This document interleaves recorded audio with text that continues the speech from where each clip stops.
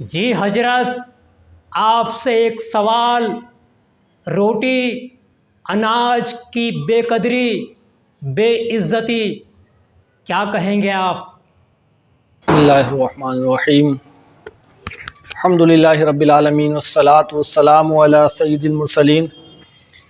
جو آج وقت کی ضرورت ہے لے کر آپ کے سامنے حاضر ہوا ہوں، لیکن نیاز میں جو کھانے کا اہتمام ہوتا ہے، جو ہمارے ہاں شادیوں کا اہتمام ہوتا ہے کھانے کا، اس کی حالت دیکھ کر کلیجہ منہ کو آتا ہے کہ ہمارے ہاں نیازوں میں کھانے میں جو کھانے کی بے قدری ہوتی ہے، کھانا ضائع ہوتا ہے، ویسٹ کیا جاتا ہے، یہ بہت دکھ کی بات ہے۔ اور یہ کوئی چھوٹا موٹا کوئی گناہ نہیں، بلکہ ایک حدیث پاک ہے ابن ماجہ شریف کی، حدیث نمبر 3353۔ اللہ کے پیارے حبیب صلی اللہ تعالیٰ علیہ وسلم اپنے مبارک مقدس گھر میں تشریف لائے کہ دیکھا کہ روٹی کا ٹکڑا گھر میں پڑا ہوا ہے۔ ہمارے نبی صلی اللہ تعالیٰ علیہ وسلم نے وہ روٹی کا ٹکڑا اٹھایا، اس کو صاف کیا، اس کو پوچھا اور تناول فرما لیا، یعنی کھا لیا۔ اور ہماری امی جان حضرت عائشہ صدیقہ رضی اللہ تعالیٰ عنہ سے ارشاد فرمایا، اے عائشہ، اس روٹی کا اہتمام کرو، یہ اللہ کی بہت بڑی نعمت ہے۔ اے عائشہ، یہ روٹی جس سے روٹتی ہے، جس قوم سے لوٹ کر واپس نہیں آتی۔ اللہ اکبر، کیسی حدیث پاک ہے پیارے سائیں بھائیوں۔ آج گھر گھر کا یہی مسئلہ ہے کہ گھر میں برکت نہیں ہے، پیسہ تو آتا ہے، پگار تو آتی ہے، لیکن گھر میں برکت نہیں ہے۔ پیارے سائیں بھائیوں، ہمارے گھروں میں بھی یہی ہو رہا ہے۔ ہمارے گھروں میں کتنا کھانا جو ویسٹ ہوتا ہے، کوڑے میں پھینک رہا ہے، نالیوں میں جا رہا ہے۔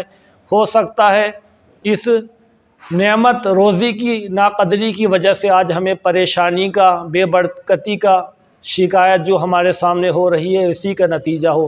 اور پیارے سائیں بھائی، جو ہمارے یہاں شادیوں میں نیازوں میں جو کھانا ہوتا ہے، ہونا تو یہ چاہیے کہ دسترخوان بچھا کے سنت کے مطابق کھانا کھایا جائے۔ اگر دسترخوان نہیں ہے تو جب ہم کھانا کھائیں تو ہونا یہ چاہیے جب ہم ہاتھ سے لقمہ کھائیں، دوسرا ہاتھ ہم نیچے کر لیں تو جو کھانا ہمارے گرے گا وہ ہاتھ پہ گرے گا، ہم استعمال کر سکتے ہیں۔ ہوتا یہ ہے کہ جب ہمارے اسلامی بھائی اسلامی بہن کھانا کھاتے ہیں شادیوں میں نیازوں میں، تو جو کھانا نیچے گرتا ہے وہ شرم کی وجہ سے کھانا گندا ہو جاتا ہے، وہ اٹھا کے کھانے میں شرم محسوس کرتے ہیں، اس کھانے کا ایک ایک دانے کا ایک ایک لقمہ کے اللہ کی بارگاہ میں حساب دینا ہوگا۔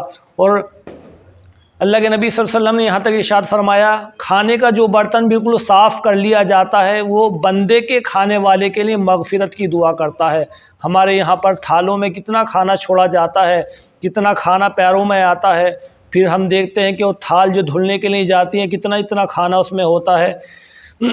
نیاز کا کھانا جس پر اللہ کا کلام پڑھا گیا، درود پاک پڑھا گیا، وہ کھانا نالیوں میں جاتا ہے، اس کی بے حرمتی ہوتی ہے، یہ ثواب نہیں، بہت بڑے گناہ کا کام ہے۔